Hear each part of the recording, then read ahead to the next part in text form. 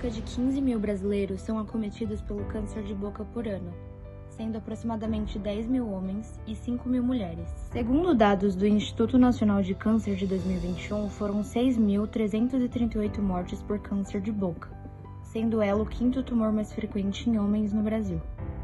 O câncer de boca é um tumor maligno que acomete estruturas da boca. A sua causa é multifatorial, incluindo o fumo e o álcool como principais fatores de risco. Sua prevenção se dá por evitar fatores etiológicos e manter a saúde geral equilibrada. Dentre essas ações estão não fumar, evitar o consumo de bebidas alcoólicas, manter o peso corporal adequado e manter uma boa higiene bucal. Entrevistamos a cirurgiã dentista especialista em patologia bucal, Nelise Lascani, e perguntamos a ela sobre sua experiência clínica. Quais são as principais características vistas em pacientes que têm o câncer bucal? Na identificação, de lesões que já podem ser um câncer de boca, a gente precisa primeiro pensar que essas lesões iniciaram de um certo modo, Então, nesse caso, quando a gente consegue diagnosticar lesões bem no seu início, a maioria das vezes elas vão ser lesões na forma de feridas ou úlceras que não cicatrizam. Esse não cicatrizam, se houver a cicatrização dentro de até 2 semanas, 3 semanas no máximo. Agora, se não cicatrizar, é uma lesão que tem um potencial bastante grande de ser uma lesão maligna, de ser um câncer. E no início, além dessas feridas que não cicatrizam, a gente pode também esperar áreas bastante esbranquiçadas ou avermelhadas. Essas regiões são regiões que apresentam lesões que podem sofrer esse tipo de transformação maligna. Então, o ideal seria que o diagnóstico seja bastante precoce. Quando essa lesão ela vai evoluindo, ela vai aumentando, aí sim ela começa a causar alguns tipos de sensações nas pessoas que apresentam essas lesões.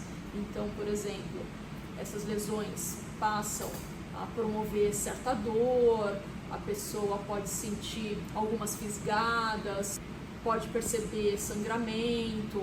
Então, as principais características no início são lesões brancas, lesões avermelhadas e feridas que não cicatrizam em até 15 dias. Mas, à medida que essas lesões vão evoluindo, vão aumentando com o passar do tempo, elas podem se apresentar na forma de nódulos, como se fossem umas bolinhas que aumentaram. Muitas dessas alterações, esses nódulos, essas bolinhas, eles podem ter feridas também. E então, no momento mais avançado, é quando a pessoa pode passar a sentir mais dor.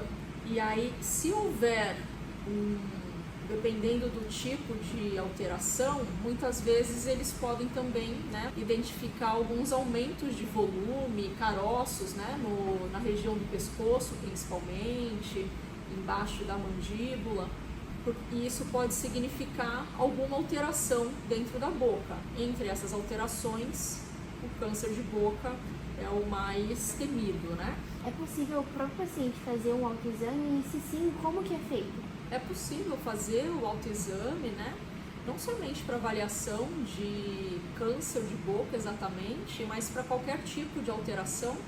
A pessoa pode se posicionar de frente a um espelho, por exemplo, com uma boa iluminação, e ela examinar os lábios, a língua, a parte de baixo da língua, a lateral da língua, o palato, que é o céu da boca, a mucosa da bochecha, se conseguir enxergar a garganta, toda essa região que a gente tenha um acesso visual e uma boa iluminação.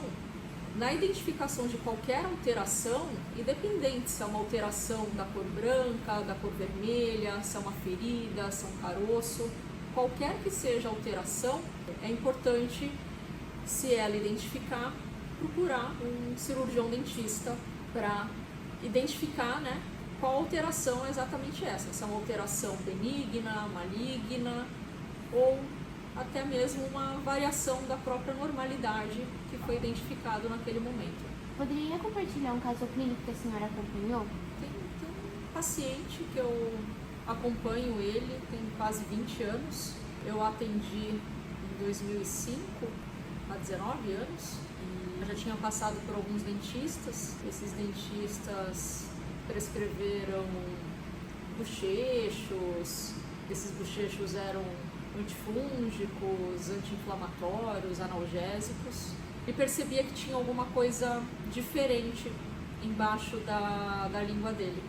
E aí, quando ele chegou até o local onde eu trabalhava, eu identifiquei que tinha uma alteração ali mais vermelha, e ele comentou que ele já tinha aquela área diferente, já tinha alguns meses.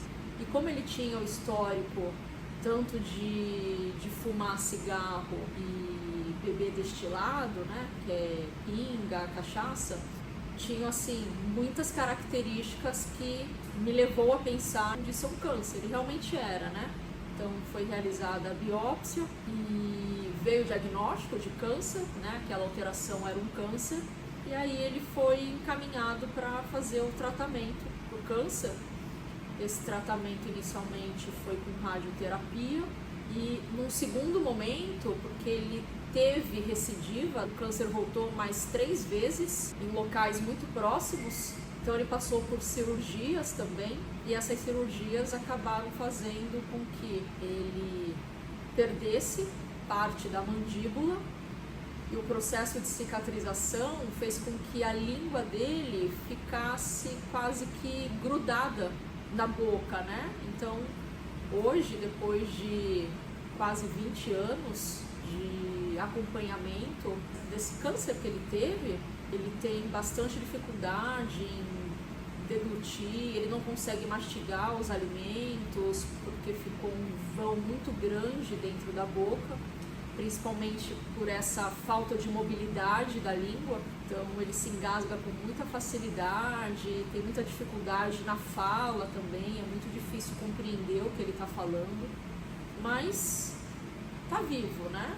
O objetivo sendo vencer o câncer, eu posso dizer que ele venceu o câncer, né? Mesmo depois de quase 20 anos do primeiro diagnóstico.